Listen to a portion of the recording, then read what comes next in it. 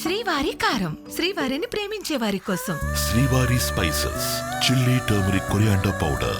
శ్రీవారి కారం, శ్రీవారిని ప్రేమించే వారి కోసం. Breaking news. అల్లూరి సీతారామరాజు జిల్లా మారేడుమిల్లి అటవీ ప్రాంతంలో భారీ ఎన్కౌంటర్ జరిగింది. ఎన్కౌంటర్లో మావోయిస్టు అగ్రనేత హిడ్మా మృతి చెందారు. మారేడుమిల్లిలో పోలీసులు మావోయిస్టుల మధ్య కాల్పులు జరిగాయి. ఇరు వర్గాల కాల్పుల్లో 4 మావోయిస్టులు మృతి చెందినట్లు సమాచారం. ఇప్పటికే మారేడుమిల్లి పరిసర ప్రాంతాలకు చేరుకున్నారు పోలీసు ఉన్నతాధికారులు. గతంలో వై రామవరం మండలం దుమ్మకొండ వద్ద జరిగిన ఎన్కౌంటర్లో కేంద్ర కమిటీ సభ్యులు జగన్, రమేష్ మృతి చెందారు. కింటుకూరు గ్రామ అటవీ ప్రాంతంలో జరిగిన ఎన్కౌంటర్లో కేంద్ర కమిటీ సభ్యులు రవి, అరుణ, రవి గన్మెన్ అంజు మృతి చెందినట్లు సమాచారం.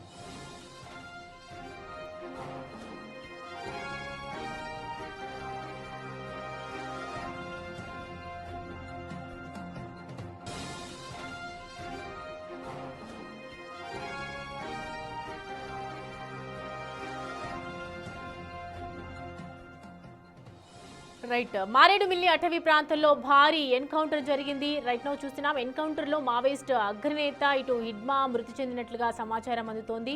ఒకవైపు పోలీసులు కూడా అక్కడికి చేరుకున్నట్లు సమాచారం. మారేడుమిల్లిలో పోలీసులు మావోయిస్టుల మధ్య ఒకవైపు కాల్పులు జరిగినటువంటి నేపథ్యంలో ఈ కాల్పుల్లో పూర్తిగా చూసుకుంటే 4 మావోయిస్టులు మృతి చెందినట్లు మనకి తెలుస్తోంది. ఇప్పటికే మారేడుమిల్లి పరిసర ప్రాంతాలకు చేరుకున్నారు ఇటు పోలీసు ఉన్నతాధికారులు.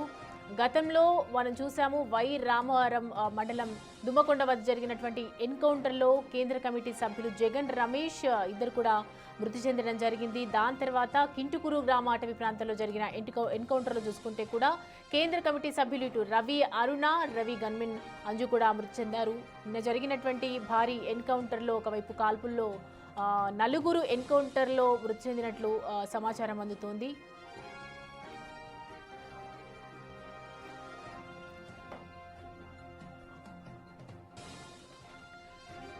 అల్లూరి సీతారామరాజు జిల్లా మారేడుమిల్లి అటవీ ప్రాంతంలో జరిగినటువంటి భారీ ఎన్కౌంటర్లో పూర్తిగా చూసుకుంటే 4 మృతి చెందినట్లుగా సమాచారం అందుతోంది మనకి. ఎన్కౌంటర్లో మావోయిస్టు అగ్రనేతలు అలాగే హిడ్మా మృతి చెందినట్లుగా సమాచారం. మారేడుమిల్లిలో పోలీసులు మావోయిస్టుల మధ్య కాల్పులు జరిగినటువంటి నేపథ్యంలో ఇరు వర్గాల మధ్య కాల్పుల్లో 4 మావోయిస్టులు ఇప్పటివరకు మృతి చెందినట్లు సమాచారం అందుతోంది మనకి. ఇప్పటికే మారేడుమిల్లి పరిసర ప్రాంతాలకు పోలీసు ఉన్నతాధికారులు చేరుకున్నారు. ఎన్కౌంటర్ జరిగినటువంటి ప్లేస్కి చేరుకోవడం జరిగింది. అండ్ గతంలో జరిగినటువంటి ఎన్కౌంటర్ దృష్ట్యా చూసుకుంటే కనుక ఒకవైపు రమేష్, జగన్ కూడా మృతి చెందారు. దాంట్లో ఇద్దరు రవి, అరుణ, రవి గన్మెన్ అంజు కూడా మృతి చెందడం జరిగింది. ఓవరాల్గా నిన్న చూసుకుంటే కనుక ఖచ్చితంగా 4 ఎన్కౌంటర్లో మృతి చెందినట్టుగా తెలుస్తోంది మావోయిస్టులు. పోలీసులకు మాత్రం ఎటువంటి ప్రమాదం జరగలేదని చెప్తూ ఉన్నారు. అండ్ ప్రస్తుతం అయితే ఉన్నతాధికారులు అక్కడికి చేరుకోవడం జరిగింది. మరి దీనికి సంబంధించి ఇంకా సమాచారం అందే అవకాశాలు కనిపిస్తూ ఉన్నాయి. అసలు ఎన్కౌంటర్లో ఇంకా ఎవరెవరికి ఏ ప్రమాదం జరిగింది అని చెప్పి ప్రస్తుతం అయితే అల్లూరి సీతారామరాజు జిల్లా మారేడుమిల్లి అటవీ ప్రాంతంలో పోలీసు ఉన్నతాధికారులు అయితే అక్కడికి చేరుకోవడం జరిగింది. అండ్ ఇప్పటివరకు చూసుకుంటే 4 మావోయిస్టులు మృతి చెందినట్లుగా సమాచారం.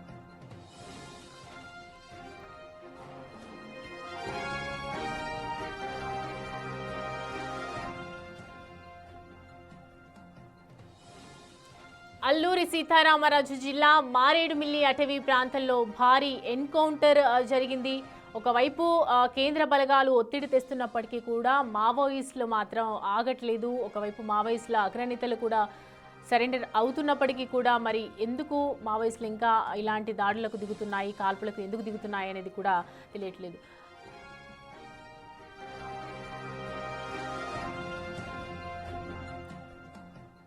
ఈ అంశానికి సంబంధించి మరిన్ని అప్డేట్స్ మా అసోసియేట్ ఇన్పుట్ ఎడిటర్ నగేష్ మనకి అందుబాటులో ఉన్నారు విశ్లేషించడానికి. నగేష్, చూస్తున్నాము ఒకవైపు మావోయిస్టులకి సంబంధించి ఎన్కౌంటర్లు ఆపివేస్తాము అని చెప్తున్నారు, మరోవైపు కాల్పులు జరుగుతూనే ఉన్నాయి. అసలు ఏ విధంగా చూడొచ్చు? గోడవరం దగ్గర జరిగిన భారీ ఎన్కౌంటర్ మావోయిస్టులకు బిగ్గెస్ట్ హిట్ బ్యాక్ అని చెప్పొచ్చు. ఎందుకంటే ఇప్పుడు జరుగుతున్న ఇష్యూస్లలో కూడా మావోయిస్ట్ పార్టీ మనుగడ సాధించడం అనేది కష్టం అనేది చెప్పుకుంటూ వస్తున్నారు. అందులో హిడ్మా అనేది 4 రాష్ట్రాలకు టార్గెట్. తెలంగాణ, ఆంధ్రప్రదేశ్ కానీ, మహారాష్ట్ర, ఛత్తీస్గఢ్, ఒరిస్సా, ఈ 5 రాష్ట్రాలకి హిడ్మా టార్గెట్గా ఉన్నాడు. అంటే గెరిల్లా ఆపరేషన్ చేయడంలో హిడ్మా పేరు పొందాడు. ప్రస్తుతం కేంద్ర కమిటీలో హిడ్మా ఉన్నాడు. ఇప్పటికే నేషనల్ పార్కుతో పాటు ఛత్తీస్గఢ్, మహారాష్ట్ర, తెలంగాణ, ఆంధ్రప్రదేశ్ ఈ 5 రాష్ట్రాల్లో కూడా విస్తృతంగా కేంద్ర బలగాలు హిడ్మా టార్గెట్గానే కూంబింగ్ జరుపుతున్నాయి. కానీ హిడ్మా కర్రెగుట్టలో ఉండడని చెప్పి దాదాపుగా 20,000 మంది భద్రతా బలగాలు కూంబింగ్ జరిపాయి. కానీ అక్కడి నుంచి పారిపోయాడు. తను మళ్ళీ ఆంధ్రప్రదేశ్లో స్థావరం తీసుకున్నాడు. రంపచోడవరం మారేడుమిల్లి దగ్గర ఈ ఎన్కౌంటర్ జరిగింది. హిడ్మాతో పాటు హిడ్మా భార్య మరో 4 మొత్తం 6 మావోయిస్టులు ఎన్కౌంటర్లో మృతి చెందినట్టుగా ప్రస్తుతం అయితే సమాచారం వస్తుంది. హిడ్మా స్వస్థలం ఛత్తీస్గఢ్ రాష్ట్రంలోని సుక్మా జిల్లాలో ఉన్న పూవర్తి గ్రామానికి చెందిన హిడ్మా మావోయిస్టు పార్టీకి ఆకర్షితుడై కొన్నేళ్ల క్రితమే వెళ్ళిపోయాడు. దక్షిణ బస్తర్ ప్రాంతానికి చెందిన ఇతను మరియా తెగకు చెందిన హిడ్మా ఆపరేషన్లు చేయడంలో దిట్ట. ప్రస్తుతం హిడ్మా ఎక్కడున్నాడు ఏంటనేది కూడా క్లారిటీ ఇవ్వకున్నా కూడా తను మరియా తెగ 7వ తరగతి వరకు చదువుకున్నాడు.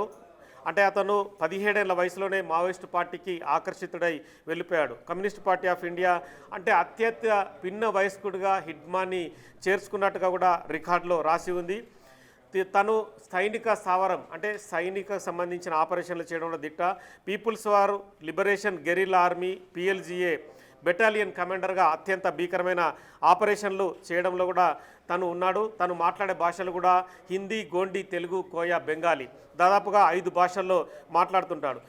₹1 కోటి రివార్డు ప్రస్తుతం హిడ్మా పైన ఉంది. హిడ్మా 50 లక్షల రివార్డు తన భార్య పైన ఉంది. తను భద్రతా బలగాలపై జరిగిన అనేకమైన దాడుల్లో హిడ్మాకు పేరుంది. 2010లో జరిగిన దంతెవాడ దాడిలో 76 మంది CRPF సిబ్బంది మరణించారు. అది అప్పుడు బిగ్గెస్ట్ ఇష్యూగా కూడా పోలీసులు పరిగణించారు.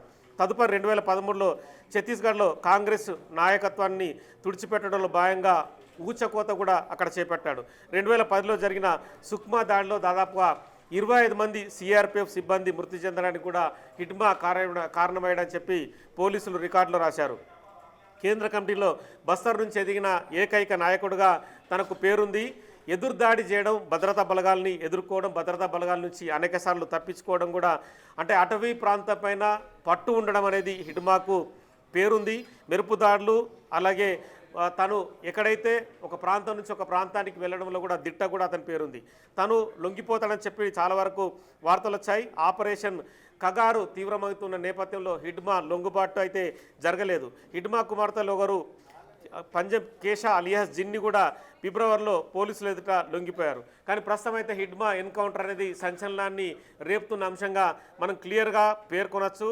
హిడ్మా తను ఎన్కౌంటర్ అన్న విషయం తెలియడంగానే చాలామంది మాజీ మావోయిస్టులు కానీ సానుభూతిపరులు కానీ షాక్కు గురయ్యారు. ప్రస్తుతం భారత జాతీయ మీడియాలతో పాటు తెలంగాణ, ఆంధ్రప్రదేశ్లో కూడా ఈ అంశాన్ని చాలా ఇంట్రెస్ట్గా అంటే ఈ వ్యవహారం కూడా చాలా షాకింగ్ వ్యవహారంగా చూస్తున్న అంశంగా చూడవచ్చు. ఎందుకంటే తను కర్రెగుట్టల్లో గతంలో స్థావరం ఏర్పరచుకున్నట్టుగా రకరకాలుగా ఆపరేషన్లు అయితే చేశారు.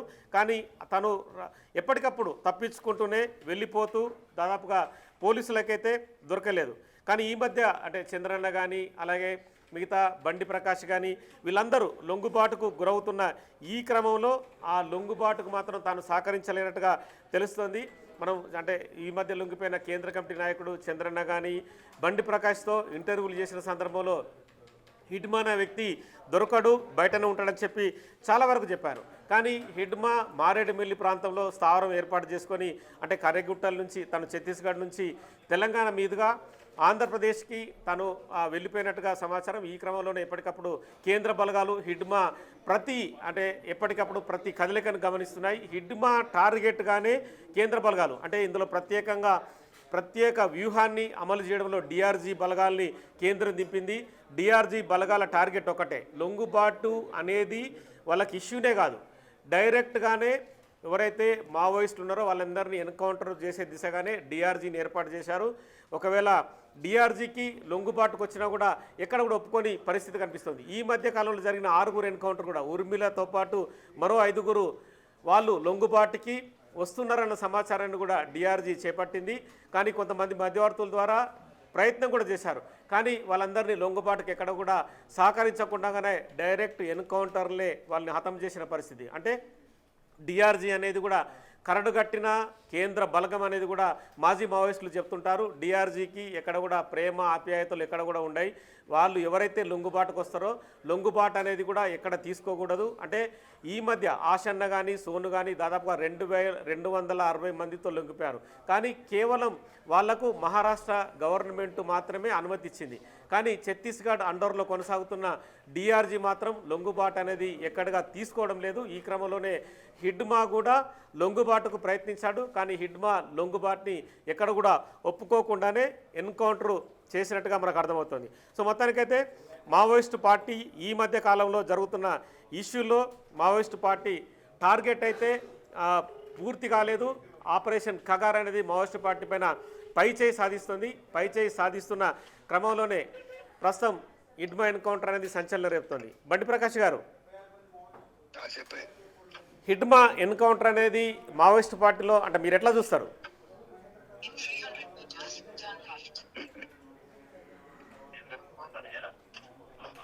ప్రకాష్ గారు, నా మాట వినిపిస్తుందా మీకు? జనరల్గా చెప్పండి. అంటే ఈ మధ్య మీరు లొంగిపోయారు, చంద్రన్న కానీ మీరు కానీ, హిడ్మా అనేది అందరికీ టార్గెట్గా ఉంది.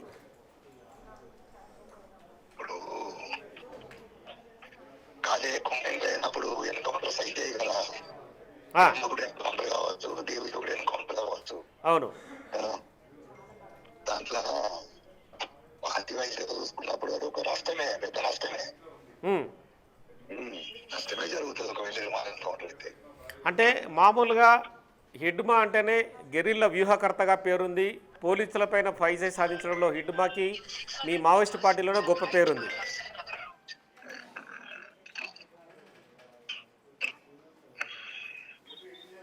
ప్రకాష్ గారు, ఎట్లా చూస్తారంటే హిడ్మా ఆపరేషన్లు చేస్తాడు, కానీ అదే హిడ్మా ఈరోజు పోలీసులకు దొరకడం అంటే ఆషామాషి వ్యవహారం కాదు.